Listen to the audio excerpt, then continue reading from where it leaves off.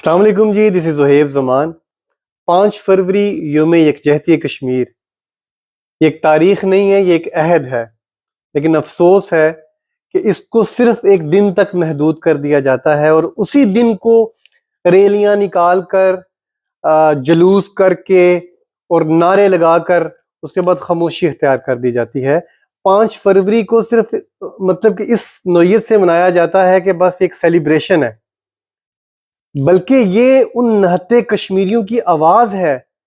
ہماری بہت ساری مائیں بہنیں آج بھی ہماری منتظر ہیں، وہ ہمارے رستے دیکھ رہی ہیں، وہ دیکھ رہی ہیں کہ بھائی ہم آئیں گے اور ان کو چھڑوائیں گے، ان کے جو حقوق سلب کیے جا رہے ہیں، ان پہ ظلم و ستم کیا جا رہا ہے، ان پہ بربریت اور جو ان پہ بے تحاشا جو ہے وہ ظلم و ستم ڈھایا جا رہا ہے، ان کی عزتوں کو لوٹا جا رہا ہے۔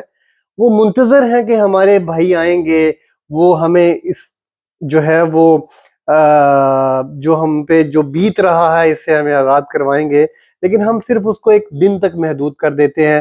ہم 5 فروری کو مناتے ہیں اور ہم یہ ثابت کر دیتے ہیں بھائی ہم نے اپنا فرض پورا کر دیا ہے۔ ایسا بالکل بھی نہیں ہے، 5 فروری تک یہ محدود نہیں ہے، ہمیں یہ عہد کرنا پڑے گا۔ یہ صرف کشمیر کے لیے نہیں ہے، پوری دنیا میں جہاں جہاں پہ حق خود ارادیت جو انسانوں کے بنیادی حقوق ہیں ان کو سلب کیا جاتا ہے، ان کو دبایا جاتا ہے، ان سب کی ہمیں آواز بننا ہے۔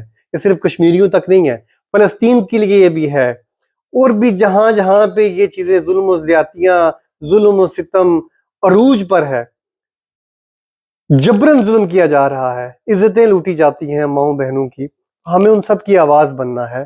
ہمیں صرف اس کو ایک دن تک مختص نہیں کرنا، ہمیں ہر روز، ہر لمحہ، ہر وقت ایک آواز ہو کر ان نہتے ہمارے بہن بھائیوں کی آواز بننا ہے۔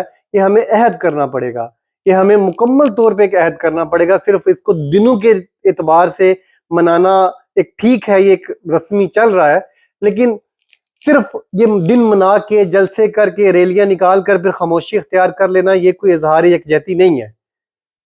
اظہار یکجہتی یہی ہے کہ ہم ہر لمحہ ان کے ساتھ شانہ بشانہ کھڑے ہوں اور ان کی آواز پوری دنیا تک پہنچائیں، جس طریقے سے بھی ہم پہنچا سکتے ہیں، جو پلیٹ فارم بھی ہم یوز کر سکتے ہیں، ہمیں ایک ہو کر یہ سب کچھ کرنا پڑے گا۔